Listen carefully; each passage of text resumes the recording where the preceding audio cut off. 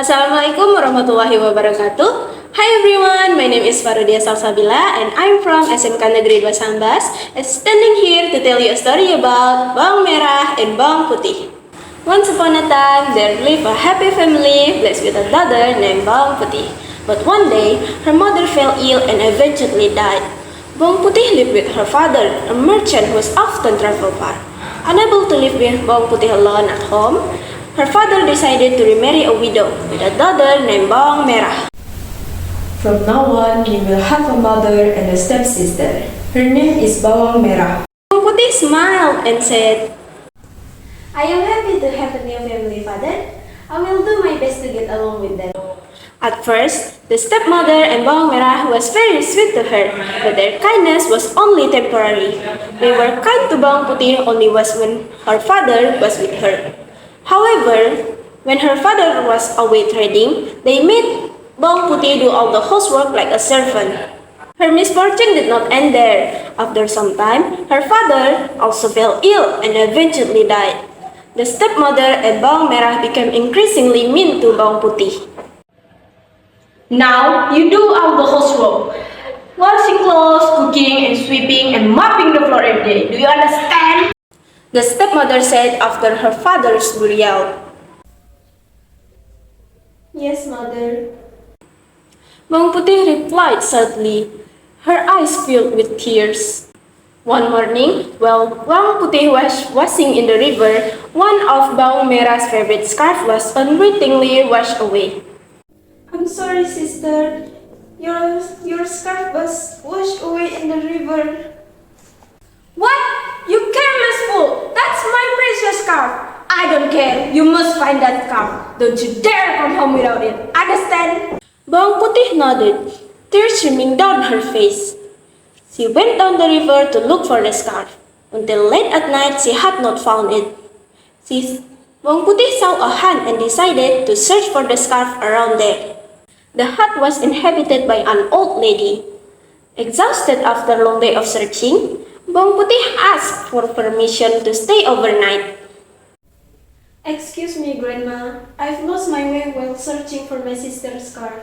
May I stay here for the night? Bawang Putih asked politely. The old lady smiled warmly. Of course, dear. Come in and rest. You look exhausted. Then, what's bring you here, dear? My sister's favorite scarf accidentally washed away in the river, and I wasn't allowed to go home until I found it. Bawang Putih explained, tears welling up in her eyes. A scarf, you say? I found the scarf earlier. I really like it, but I will return it to you on one condition. Stay with me for a week and help me with my chores.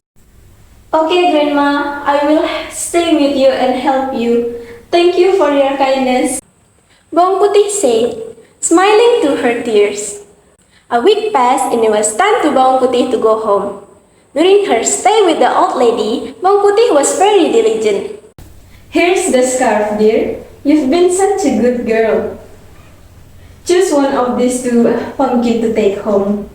At first, Bawang Putih wanted to refuse, but the old lady insisted.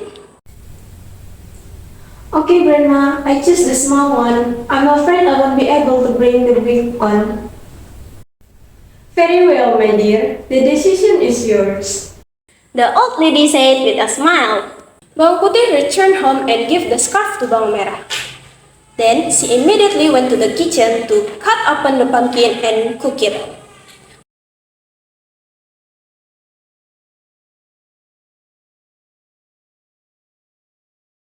But to her surprise, the pumpkin was filled with lots of gold.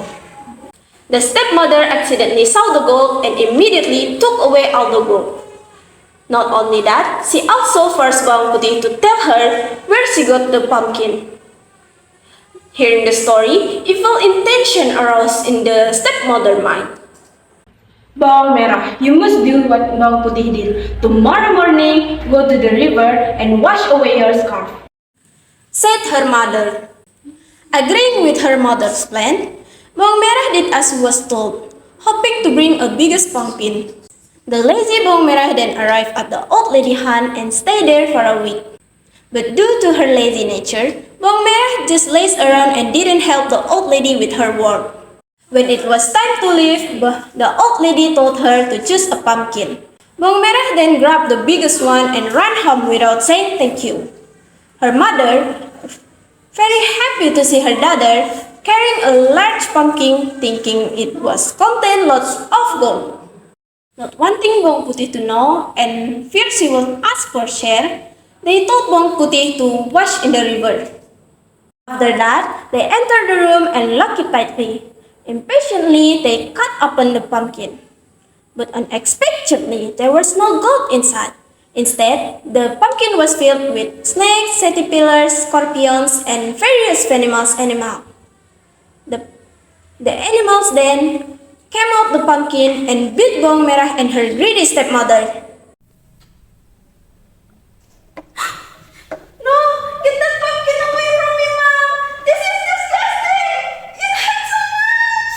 Help us! Somebody! These creatures are everywhere! Help! As they screamed, their faces contorted with lot of pain and fear.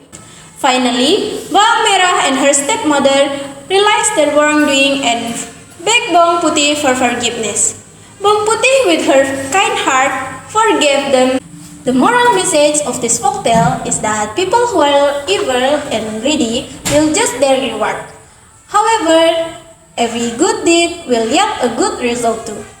Additionally, it emphasizes the importance of saying thank you of the kindness given by others. As we are at the end of our storytelling, may the story we have be a lesson for us. I'm Farudiya and thank you for listening. Goodbye. Wassalamualaikum warahmatullahi wabarakatuh.